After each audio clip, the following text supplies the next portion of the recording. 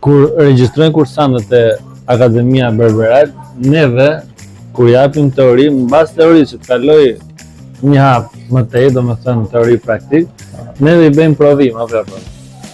Pra si të mësosh radhën e punës, është e pjesa teorisë, si të mësojmë numrat, si të mësojmë gërshërën, si të mësojmë gërshërë, krerë, trajtimet e fytyrës, kaçorrela, të gjitha me radhë. Në momentin që I kalon këto, pastaj kalon ande. Po nëse nuk bën ndonjëra nga këto normale do I kthehet prap, po tek ajo temë që ngel në provim. Pastaj edhe te pjesa teori praktik prap 2 javë të tjera bëjmë sërish provim. Po. Pra bëjmë briskun terin e këto, si dhe ishin vizat e kështu me radhë. Pastaj kur dalin përfundimisht në qeti, në fund prap provim. Pra si e ka qenë.